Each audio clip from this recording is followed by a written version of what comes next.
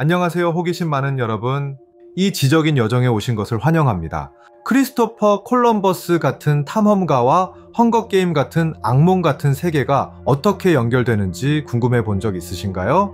그 답은 여러분이 상상하는 것보다 훨씬 더 깊고 어둡습니다. 왜냐하면 둘 다 동일한 인간의 충동에서 비롯되었기 때문이죠. 오늘 우리는 실제 기록부터 가장 환상적인 유토피아와 디스토피아에 이르기까지 여행 문학이 단순히 현실에서 벗어나는 방법이 아니라 우리의 가장 깊은 욕망인 발견하고 질서를 부여하고 때로는 현실 자체를 지배하려는 욕망을 이해하는 방법임을 탐구할 것입니다. 시작하기 전에 여러분이 보고 계신 이미지에 대해 말씀드리고 싶어요. 이 이야기를 생생하게 전달하기 위해 인공지능 도구를 사용했습니다. 그러니 이것들을 아이디어와 분위기를 시각적으로 표현하는 캔버스라고 생각해 주세요. 항상 글자 그대로의 묘사는 아니겠지만 시각적인 동반자가 될 것입니다. 진심으로 즐겨주시길 바랍니다. 모든 것은 실제 여행에서 시작됩니다. 대항해 시대를 생각해 보세요. 유럽 탐험가들이 아메리카 대륙에 도착했을 때 그들은 단순히 새로운 땅을 발견한 것이 아니라 자신들의 새로운 역사를 써내려갈 수 있는 백지 상태의 페이지를 발견했습니다. 자신들의 이익에 부합하는 이야기를 말이죠. 항해 일지와 인디아스 연대기는 단순한 객관적인 보고서가 아니었습니다. 그것들은 문학 작품이었습니다. 미지의 것을 이해할 수 있는 것으로, 더 중요하게는 소유할 수 있는 것으로 바꾸기 위해 언어를 사용했죠. 강이나 산의 이름을 붙이는 것은 정복의 첫 번째 행동이었습니다. 이런 텍스트들은 유럽인들에게 신세계의 이미지를 만들어 주었습니다. 종종 이상화되거나 반대로 악마화된 이미지였죠. 현실은 서사를 통해 걸러졌습니다. 말은 세상을 묘사했을 뿐만 아니라 수천 킬로미터 떨어진 사람들의 눈에는 세상을 창조하고 있었습니다. 잠시 생각해 보세요. 풍요롭고 주인이 없는 지상 낙원처럼 어떤 장소를 묘사함으로써 식민화를 위한 도덕적, 경제적 정당성이 구축되었습니다. 문학은 칼만큼이나 강력한 지배 도구가 된 것이죠. 이렇게 아무것도 없는 상태에서 세계를 상상하고 정의하는 행위는 탐험 이야기에서만 머물지 않았습니다. 유럽의 사상가들과 철학자들의 마음에 불씨를 지폈죠. 새로운 세계를 찾을 수 있다면 처음부터 완벽한 세계를 만들 수 있지 않을까? 그렇게 유토피아가 탄생합니다. 토머스 모어가 1916년에 만든 이 단어는 문자 그대로 어디에도 없는 곳을 의미합니다. 완벽하게 설계된 사회, 즉 빈곤, 전쟁, 불의와 같은 현실 사회의 모든 문제가 해결된 상상의 세계를 뜻하죠. 모어의 유토피아는 사유재산이 없고 노동이 공유되며 이성이 열정을 지배하는 섬이었습니다. 이는 당시 갈등과 불평등으로 가득했던 영국 사회에 대한 직접적인 비판이었죠. 종이 위에서의 사회공학 실험이었습니다. 캄파넬라의 태양의 도시나 프랜시스 베이컨의 신 아틀란티스와 같은 다른 유토피아들이 뒤를 이었습니다. 이 모든 유토피아는 사회가 완벽을 향해 합리적으로 계획될 수 있다는 근본적인 믿음을 공유했습니다. 공동선을 달성하기 위한 완전한 통제 말이죠. 하지만 여기서 잠시 멈춰볼까요? 통제에 대한 욕망이 낯설게 들리지 않나요? 이는 혼란스럽다고 인식되는 것에 질서를 부과하려는 식민주의자의 충동과 같습니다. 유토피아는 어떤 면에서는 지적인 식민화의 한 형태입니다. 상상이라는 빈 공간을 차지하고 완벽한 시스템을 구축하는 것이죠. 역사가 우리에게 가르쳐 주었듯이 문제는 완벽함이 종종 매우 높은 대가를 요구한다는 것입니다. 절대적인 질서를 추구하는 것은 쉽게 억압으로 변할 수 있습니다. 유토피아의 꿈이 악몽이 되면 어떻게 될까요? 여기서 우리는 디스토피아의 영역으로 들어갑니다. 디스토피아는 유토피아의 어두운 반영입니다. 완벽한 사회를 만들려는 시도가 전체주의적이고 비인간적이며 억압적인 시스템으로 귀결된 세계를 상상하는 것이죠. 조지 오웰의 1984를 생각해보세요. 정부, 즉 당은 삶의 모든 측면을 통제합니다. 행동뿐만 아니라 생각까지도요. 끊임없는 감시, 프로파간다, 언어 조작을 사용하여 절대적인 권력을 유지합니다. 1984의 신언은 완벽한 예시입니다. 사고의 자유를 제한하기 위해 설계된 언어입니다. 반란을 표현할 단어가 없다면 반란을 일으킬 수 없습니다. 이는 식민주의 서사와 동일한 원리입니다. 언어를 사용하여 현실을 통제하는 것, 하지만 가장 소름 끼치는 극단으로 치닫는 것이죠. 아니면 올더스 헉슬리의 멋진 신세계를 생각해 봅시다. 여기서는 두려움이 아니라 쾌락을 통해 통제가 이루어집니다. 유전적 조작, 심리적 조건화, 그리고 모든 부정적인 감정을 제거하는 약물 덕분에 사회는 모두가 자신의 위치에 만족하도록 설계되어 있습니다. 이 멋진 신세계에서는 개성, 예술, 진정한 사랑이 안정이라는 재단에 희생되었습니다. 표면적으로는 안락함의 유토피아이지만 깊은 영적 디스토피아를 숨기고 있습니다. 황금 우린 셈이죠. 통제가 너무나 완전해서 사람들은 자신이 자유롭지 않다는 사실조차 깨닫지 못합니다. 이제 흥미로운 부분이 나옵니다. 이 디스토피아 속 통제 도구들, 즉 감시, 프로파간다, 사람들 분류, 원주민 문화 억압, 이것들이 정복당한 민족을 다스리기 위해 식민 제국에서 사용했던 도구들의 극단적인 버전이 아닌가요? 식민주의 서사는 원주민을 야만인으로 분류하여 그들의 지배를 정당화했습니다. 디스토피아는 질서를 유지하기 위해 시민들을 계급이나 구역으로 분류합니다. 지도를 만들고 정의하고 통제하는 행위는 정확히 동일합니다. 단지 배경만 달라질 뿐이죠. 그래서 순환이 완성됩니다.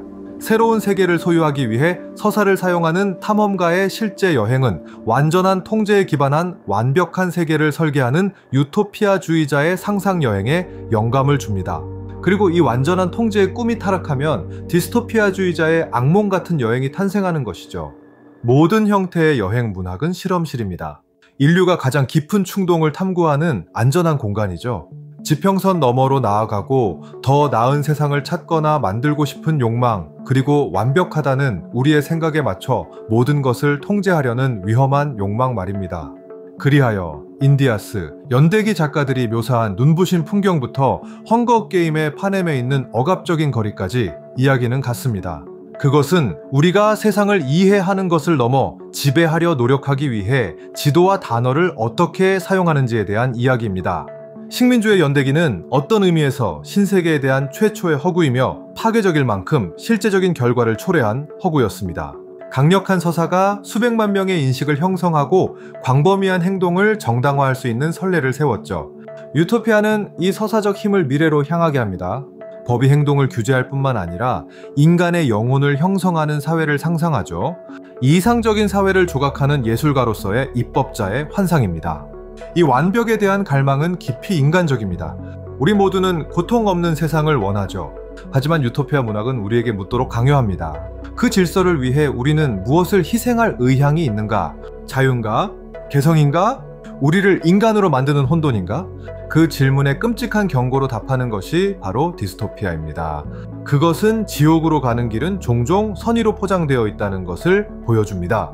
절대적인 통제는 공동선을 위해 추구된다 할지라도 필연적으로 타락하고 비인간화됩니다.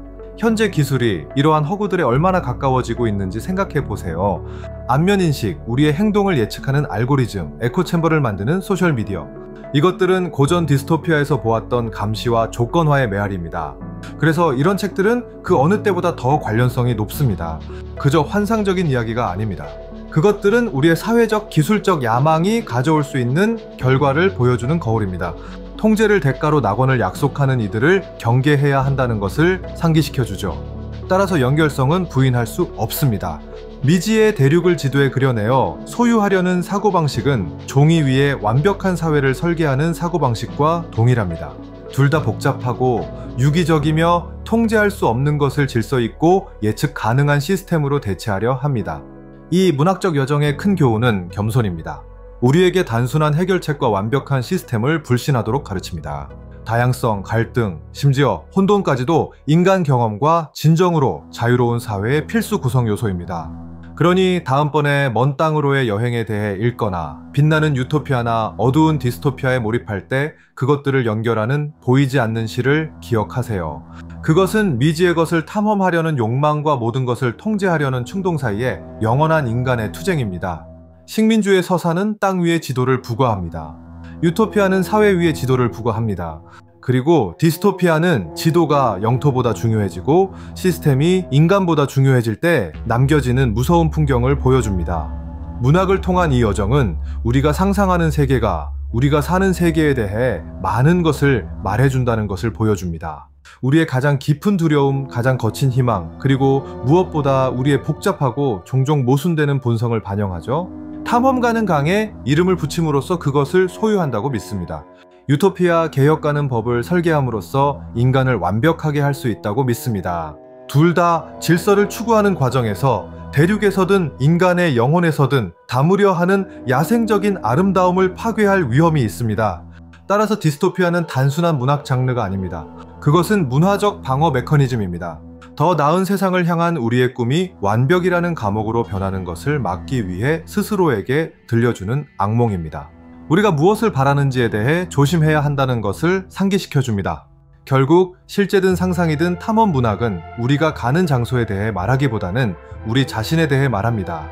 우리를 항해하게 하고 쓰게 하고 꿈꾸게 하는 충동에 대해 말이죠.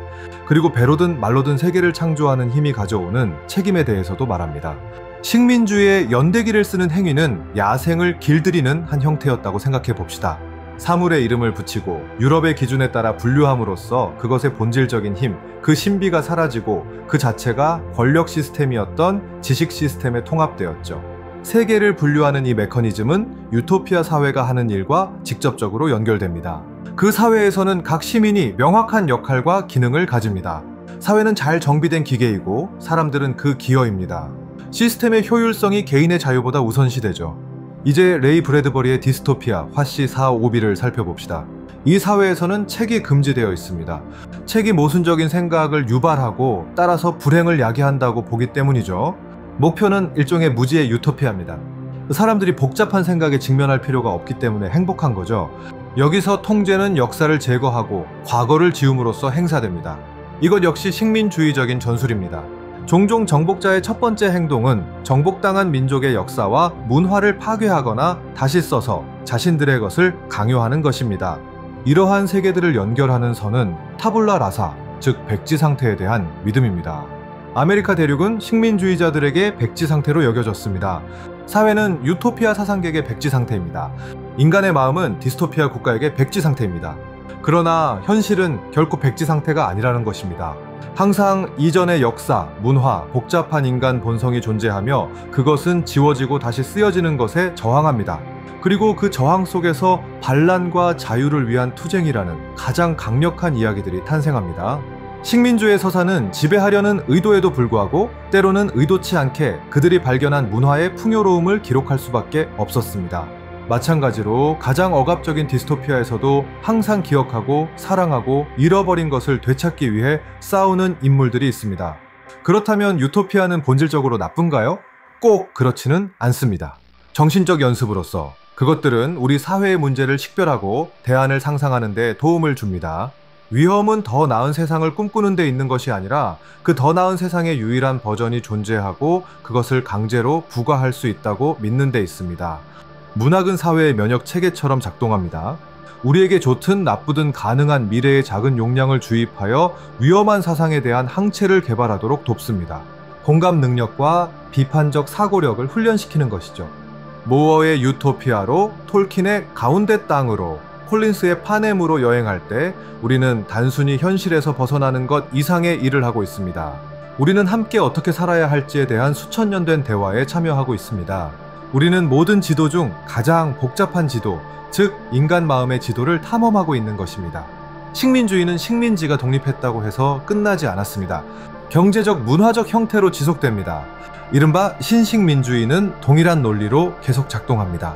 문화적 또는 경제적 모델을 다른 모델에 강요하고 그것을 유일한 발전의 길로 제시하는 것이죠. 마찬가지로 유토피아적 경향은 사회 문제에 대한 총체적이고 최종적인 해결책을 약속하는 정치적 담론에 지속됩니다. 종종 이러한 담론은 맹목적인 충성과 반대 의견 억압을 요구하며 완벽한 계획의 어두운 면을 반영합니다. 그리고 디스토피아의 그림자는 데이터 프라이버시, 인공지능, 유전자 변형에 대한 논쟁이 있을 때마다 길어집니다. 우리는 역사상 처음으로 오웰이나 헉슬리가 상상했던 것만큼 절대적인 통제 시스템을 구축할 수 있는 기술적 지점에 와 있습니다. 따라서 문학은 광산의 카나리아입니다. 작가들은 사회의 지진계이며 지진이 되기 훨씬 전에 미래의 흔들림을 감지합니다. 이 작품들을 읽는 것은 경각심을 가지는 한 방법입니다. 결국 여행은 언제나 변화의 여정입니다. 돌아온 탐험가는 떠났던 사람과 같지 않습니다. 책을 덮는 독자는 책을 열었던 사람과 같지 않습니다. 우리는 미지의 것에 직면하고 그것이 먼 바다이든 인쇄된 페이지이든 그것은 우리를 변화시킵니다. 이 서사들이 우리에게 남기는 근본적인 질문은 권력에 관한 것입니다. 누가 권력을 가지고 있는지, 어떻게 사용되는지, 그리고 어떤 한계를 가져야 하는지 말입니다. 이름을 붙이는 권력, 조직하는 권력, 통제하는 권력. 문명의 역사는 대체로 우리가 이 세 가지 형태의 권력을 어떻게 다루어 왔는지에 대한 역사입니다. 탐험 이야기는 역사를 형성하는 서사의 힘에 대해 가르쳐 줍니다. 유토피아는 중앙 집권적 권력의 매력과 위험에 대해 가르쳐 줍니다. 그리고 디스토피아는 권력이 절대적이 될 때 저항해야 할 필요성에 대해 가르쳐 줍니다. 그래서 이것은 단순히 문학의 문제가 아닙니다. 이것은 시민의 문제입니다. 이러한 패턴을 이해하면 오늘날 뉴스, 정치, 광고에서 우리를 둘러싼 서사에 대해 더 잘 인식하게 됩니다. 언제 우리를 해방시키기 위해 이야기를 하는지, 언제 우리를 통제하기 위해 이야기를 하는지 분별하는 데 도움이 됩니다. 지도의 아이디어로 돌아갑시다. 지도는 유용한 도구이지만 항상 현실을 단순화한 것입니다. 문제가 생기는 것은 우리가 이 사실을 잊고 실제 세계의 복잡성을 지도 지리적이든 사회적이든 이념적이든 단순한 선에 억지로 맞추려고 할 때입니다. 상상 속 여행 문학은 우리에게 그 반대를 하도록 초대합니다. 복잡성을 포용하도록 말이죠. 여러 지도가 있을 수 있고 세상을 보고 조직하는 여러 방법이 있을 수 있다는 것을 이해하도록 합니다. 그것은 우리에게 인간 경험이라는 광대한 영토의 정복자가 아닌 탐험가가 되도록 격려합니다.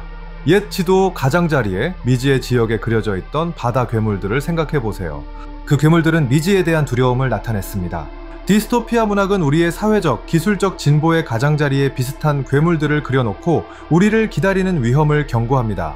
반면에 유토피아는 지도에서 그 괴물들을 지우고 모든 영토가 안전하고 알려진 곳이라고 선언하려고 합니다.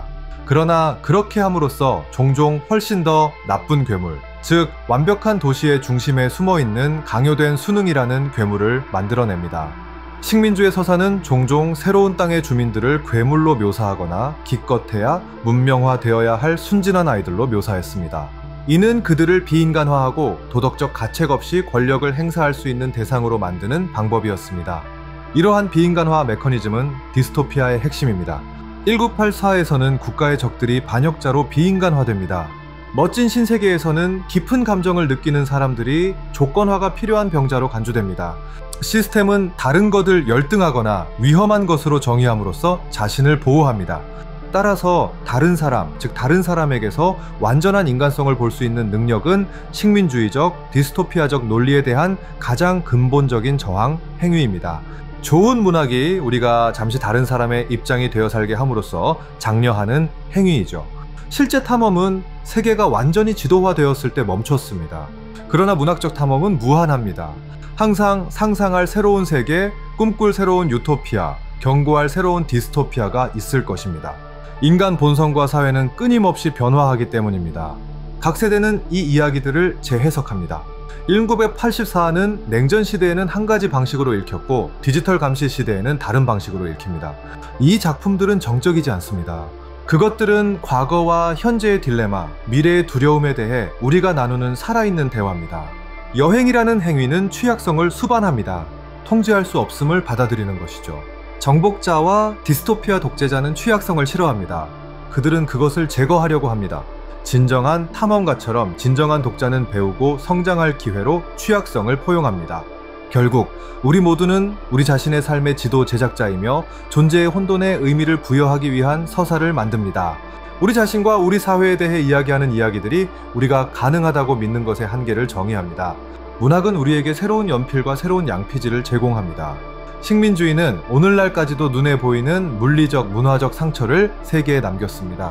유토피아와 디스토피아 문학은 우리의 집단의식에 상처를 남기며 우리의 가장 고귀한 열망과 가장 위험한 충동을 영원히 상기시켜줍니다. 따라서 탐험하고 발견하고 지배하려는 충동은 과거의 일이 아닙니다. 그것은 우리 문명의 DNA에 짜여 있습니다.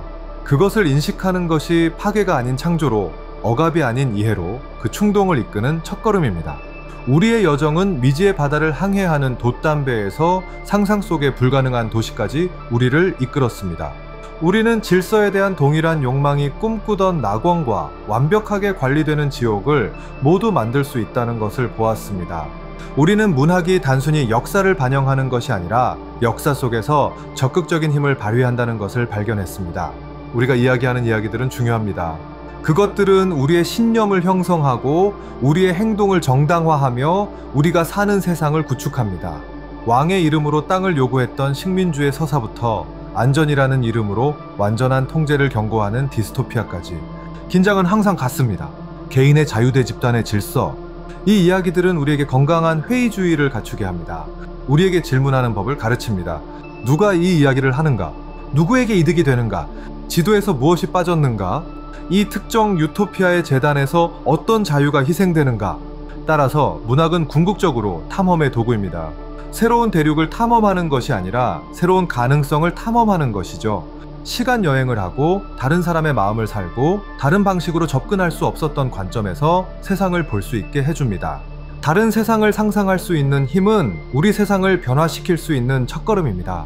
유토피아에서 영감을 받든 디스토피아에서 경고를 받든 허구는 우리에게 성찰하고 잠재적으로 행동하도록 이끌어줍니다. 미래는 쓰여지지 않았다는 것을 상기시켜 줍니다. 이 여정이 여러분에게 우리가 발견하는 세계와 우리가 만들어내는 세계 사이에 숨겨진 연결고리를 밝혀주었기를 바랍니다. 그리고 이야기를 하는 단순한 행위에 내재된 엄청난 힘을 보여주었기를 바랍니다. 다음번에 지도를 볼 때 그것이 단순히 공간의 표현이 아니라 권력의 표현임을 기억하세요. 그리고 다음번에 소설을 읽을 때 그것이 단순히 탈출이 아니라 인간이라는 것이 무엇을 의미하는지 탐험하는 행위임을 기억하세요. 식민주의는 지배를 정당화하기 위해 서사를 사용했습니다. 유토피아는 완벽을 설계하기 위해 서사를 사용합니다. 디스토피아는 통제를 경고하기 위해 서사를 사용합니다. 세 가지 장르, 세 가지 여행 방식, 하지만 하나의 동력, 세상을 형성하려는 끊임없는 인간의 충동 말입니다. 남아있는 질문은 이것입니다. 우리는 오늘 어떤 이야기들을 하고 있는가? 우리의 말, 우리의 기술, 그리고 우리의 결정으로 어떤 세계를 구축하고 있는가? 우리는 탐험하고 있는가? 아니면 무의식 중에 미래를 식민화하고 있는가?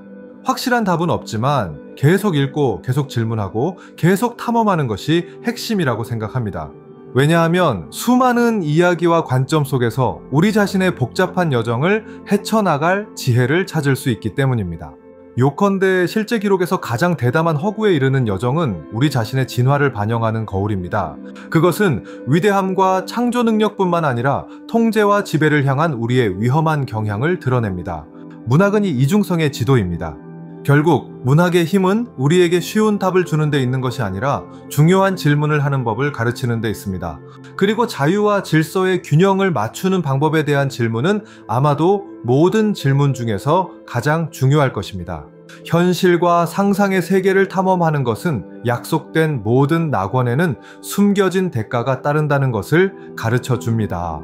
그리고 종종 피해야 할 괴물은 먼 땅에 있는 것이 아니라 우리 자신 안에, 즉 완벽한 질서에 대한 우리 자신의 욕망 안에 있다는 것을요. 이 이야기들에 대한 지식은 나침반입니다. 그것은 정치, 기술, 사회의 복잡한 흐름을 헤쳐나가는 데 도움을 줍니다. 새로운 담론 속에서 오래된 패턴을 인식하고 더 현명하게 항로를 선택할 수 있게 해줍니다. 그러니 계속해서 여행자가 됩시다. 책의 여행자, 아이디어의 여행자, 관점의 여행자가 말이죠. 갈수록 우리를 단순한 확실성과 이념적 부족주의로 몰아가는 세상에서 열린 마음으로 미지의 것을 탐험하는 능력은 우리의 가장 필요한 반란 행위입니다. 결론은 탐험가와 정복자, 성우자와 폭군을 가르는 선이 종종 매우 가늘다는 것입니다. 문학은 우리가 그 선을 탐구하는 장이며 허구의 안전 속에서 그 선을 넘어보면서 현실에서는 넘지 않는 법을 배우게 합니다. 우리는 신세계의 정글에서 별까지 멀리 여행했습니다. 하지만 우리 여정의 최종 목적지는 항상 같았습니다. 가장 이상하고 경이로운 모든 미지의 땅, 즉 인간 조건에 대한 더 깊은 이해 말이죠. 자, 보십시오. 탐험하려는 충동과 통제하려는 충동은 동전의 양면입니다. 그리고 보편적인 문학은 인류가 그 동전을 계속해서 던지며 자유의 편으로 떨어지기를 바라는 이야기입니다. 이 깊고 통찰력 있는 지적 여정에 함께 해주셔서 정말 감사합니다. 여러분의 호기심이 이러한 탐험을 가능하게 하는 연료입니다. 여러분 모두와 이러한 생각을 나눌 수 있어서 진심으로 영광이었습니다. 이 분석이 흥미로웠고 위대한 보편 문학 속에 숨겨진 비밀을 계속 발견하고 싶으시다면 구독하고 알림벨을 켜는 것을 잊지 마세요. 여러분의 지원은 이 채널이 계속 성장하는 데 매우 중요합니다. 이제 여러분 차례입니다. 유토피아적이든 디스토피아적이든 아니면 여행에 관한 것이든 발견과 지배 사이에 이러한 이중성을 탐구한다고 생각하는 다른 문학 작품은 무엇이 있을까요? 여러분의 이론과 추천을 댓글에 남겨주세요. 읽어보는 것을 정말 좋아할 겁니다. 다음 시간에 만나요.